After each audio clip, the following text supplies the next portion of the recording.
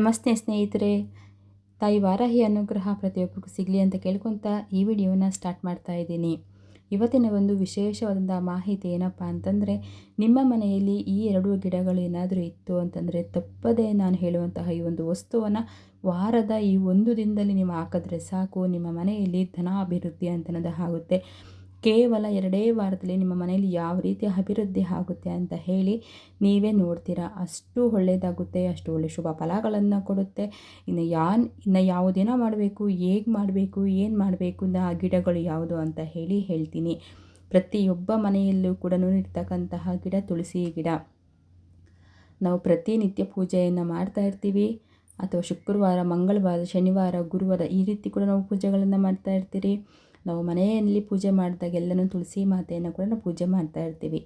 ಯಾರ ಮನೆಯಲ್ಲಿ ತುಳಸಿ ಗಿಡ ಸಮೃದ್ಧಿಯಾಗಿ ಬೆಳೆದಿರುತ್ತೋ ಆ ಮನೆ ತುಂಬ ಸಮೃದ್ಧಿಯಾಗಿರುತ್ತೆ. ಯಾವುದೇ ರೀತಿಯ ನೆಗೆಟಿವ್ ಎನರ್ಜಿ, ಕೆಟ್ಟ ದೃಷ್ಟಿ ಅಂತಂದು ಆ ಮನೆಯಲ್ಲಿ ಇರೋದಿಲ್ಲ ಅಂತಲೇ ಅರ್ಥ. ಮತ್ತು ನಾವೇನಾದರೂ ಕೆಲಸಕ್ಕೆ ಹೊರಗಡೆ ಹೋದಾಗ ನಾವು ಪೂಜೆ ಮಾಡಲಿ ಬಿಡಲಿ, ನಮ್ಮ ಹತ್ರ ತುಳಸಿ ಗಿಡ ಇತ್ತು ಅಂತಂದರೆ ಆ ತುಳಸಿ ಮಾತೆ ನಮಗೆ ಆಶೀರ್ವಾದವನ್ನು ಮಾಡಿನೇ ಕಳಿಸ್ತಾಳೆ. ಆದ್ದರಿಂದ ಈ ಚಿಕ್ಕ ಚಿಕ್ಕ ಪರಿಹಾರಗಳನ್ನು ಮಾಡಿಕೊಳ್ಳಿ. ನಿಮ್ಮ ಮನೆಯಲ್ಲಿ ಆಗುವಂತಹ ಧನಾಕರ್ಷಣೆ, ಧನಾಭಿವೃದ್ಧಿಯನ್ನು ನೀವೇ ಕಣ್ಣಾರೆ ನೋಡಿ. ಹೇಗೆ ಮಾಡಬೇಕು ಅಂತಂದರೆ, ನೀವು ಈ ಒಂದು ತುಳಸಿ ಗಿಡವನ್ನು ಪೂಜೆ ಮಾಡಬೇಕು. ಯಾವ ದಿನ ಮಾಡಬೇಕು, ಅದರಲ್ಲಿ ವಿಶೇಷವಾಗಿ ಗುರುವಾರದ ದಿನ ಮಾತ್ರ ನೀವು ನಾನು ಹೇಳುವಂತಹ ಈ ಒಂದು ಪರಿಹಾರ ಮಾಡಿ ಸಾಕು. ಗುರುವಾರದ ದಿನ ನೀವು ತುಳಸಿ ಮಾತೆಯನ್ನು ಒಂದು ಸಂಕಲ್ಪ ಮಾಡಿಕೊಂಡು ಪೂಜೆಯನ್ನು ಮಾಡಬೇಕು. ಯಾವ ರೀತಿ ಸಂಕಲ್ಪ ಮಾಡ್ಕೊಬೇಕು ಅಂತಂದರೆ, ಒಂದು ಬಿಲ್ವ ಪತ್ರೆಯನ್ನು ತೆಗೆದುಕೊಂಡು, ಅಕ್ಷತೆಗಳನ್ನು ತೆಗೆದುಕೊಂಡು ಸಂಕಲ್ಪವನ್ನು ಮಾಡ್ಕೊಳ್ಳಿ. ನಾನು 8 ವಾರ, 11 ವಾರ, 16 ವಾರ ನಿನ್ನ ಪೂಜೆಯನ್ನು ಮಾಡಿ ನಿನಗೆ ಈ ವಸ್ತುವನ್ನು ಅರ್ಪಿಸ್ತೀನಿ ತಾಯಿ. ನನ್ನ ಎಲ್ಲ ಸಂಕಷ್ಟಗಳನ್ನು ಕಳಿ, ನನ್ನ ಮನೆಯಲ್ಲಿರ್ತಕ್ಕಂತಹ ದಾರಿದ್ರ್ಯ ದೋಷವನ್ನು ಕಳಿ, ನನ್ನ ಕಷ್ಟಗಳೆಲ್ಲ ಕಳಿ, ನನಗೆ ಹಣದ ಆಕರ್ಷಣೆ ಆಗಲಿ ಅಂತ ಹೇಳಿ ನೀವು ಕೇಳ್ಕೊಳ್ಬೇಕು. ಈ ರೀತಿ ಕೇಳಿಕೊಂಡು ಸಂಕಲ್ಪವನ್ನು ಮಾಡಿಕೊಳ್ಳಿ. ನಿಮಗೆ ಏನು ಬೇಕೋ ಅದನ್ನು ಕೇಳ್ಕೊಳ್ಳಿ. ಕೆಲಸದಲ್ಲಿ ವಿಜಯ ಆಗಬೇಕು, ಮನೆಯಲ್ಲಿ ಕಷ್ಟ ಕಳಿಬೇಕು, ಧನ ಆಕರ್ಷಣೆ ಆಗಬೇಕು, ಮಕ್ಕಳ ಒಂದು ಎಜುಕೇಷನ್ ಇರ್ಬೋದು, ಅಥವಾ ನಿಮ್ಮ ಯಾವುದೇ ರೀತಿ ಸಮಸ್ಯೆ ಇದ್ರೂ ಆ ಸಂಕಲ್ಪದಲ್ಲಿ ನೀವು ಹೇಳಿಕೊಂಡು ತುಳಸಿ ಮಾತೆಯನ್ನು ಕೇಳಿಕೊಂಡು ಸಂಕಲ್ಪವನ್ನು ಮಾಡಿ ಪೂಜೆಯನ್ನು ಮಾಡಬೇಕು. ಆದರೆ ತುಳಸಿ ಎಲೆಗೆ ಯಾವುದೇ ಕಾರಣಕ್ಕೂ ನೀವು ಅರಿಶಿಣ ಕುಂಕುಮವನ್ನು ಹಚ್ಚೋದಕ್ಕೆ ಹೋಗಬಾರ್ದು. ತುಳಸಿ ಗಿಡಕ್ಕೆ ನಾವು ಅರಿಶಿಣ ಕುಂಕುಮವನ್ನು ಹಚ್ಚಿದರೆ ಆದಷ್ಟು ಬೇಗ ತುಳಸಿ ಗಿಡ ಹಾಳಾಗುತ್ತೆ. ಅದಕ್ಕೋಸ್ಕರ ನೀವು ತುಳಸಿ ಕಟ್ಟೆಗೆ ಅರಿಶಿಣ ಕುಂಕುಮನ ಇಡಬೇಕು. ಒಂದು ಸ್ವಲ್ಪ ಚಿಕ್ಕದಾಗಿ ಅರಿಶಿಣ ಮತ್ತು ಕುಂಕುಮನ ಬುಡಕ್ಕೆ ಒಂದು ಸ್ವಲ್ಪ ಹಾಕಿದ್ರೆ ಸಾಕು. ಆನಂತರ ಹೂವಿನಿಂದ ಅಲಂಕಾರ ಮಾಡಿಕೊಂಡು 2 ತುಪ್ಪದ ದೀಪ ಅಥವಾ ಎಳ್ಳೆಣ್ಣೆ ದೀಪವನ್ನು ಹಚ್ಕೊಂಡು ಒಂದು ಚಿಕ್ಕದಾಗಿ ಅಷ್ಟದಳ ರಂಗೋಲಿಯನ್ನು ತುಳಸಿ ಮುಂದೆ ಹಾಕಿ, ವೀಳ್ಯದೆಲೆ 2 ತಟ್ಟೆ ಕೆಳಗಡೆ ಒಂದೊಂದು ವೀಳ್ಯದೆಲೆ ಇಟ್ಟು ಆ ವೀಳ್ಯದ ಎಲೆ ಮೇಲೆ ದೀಪವನ್ನು ನೀವು ಹಚ್ಚಿದ ನಂತರ ನಿಮ್ಮ ಸಂಕಲ್ಪವನ್ನು ಹೇಳಿಕೊಂಡು ಪೂಜೆ ಎಲ್ಲ ಮಾಡಿ ಮಂಗಳಾರತಿಯೆಲ್ಲ ನೀವು ಮಾಡ್ಕೊಳ್ಬೇಕಾಗುತ್ತೆ.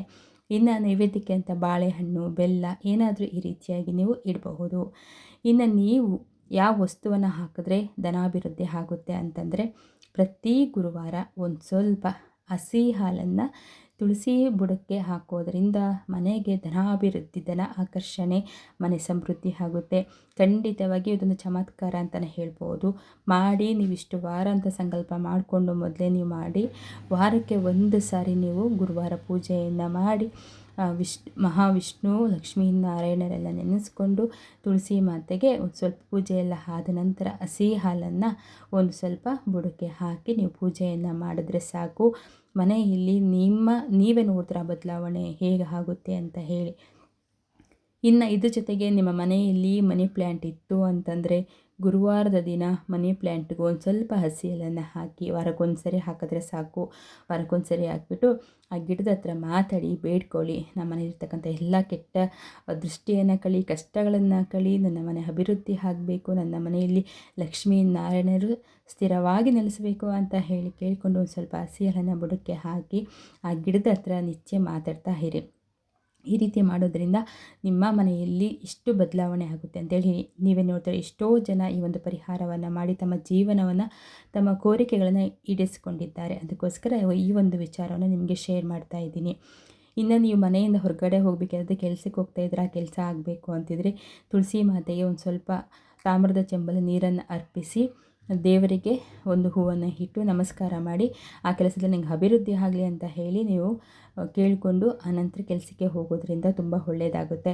ಇನ್ನು ತುಳಸಿ ಬುಡದಲ್ಲಿರ್ತಕ್ಕಂಥ ಸ್ವಲ್ಪ ಮಣ್ಣನ್ನು ಹಣೆಗೆ ಹಚ್ಕೊಳ್ಳೋದ್ರಿಂದ ನರದೃಷ್ಟಿ ಕೆಟ್ಟ ದೃಷ್ಟಿಗಳಿಂದ ತಪ್ಪಿಸ್ಕೊಳ್ಬಹುದು.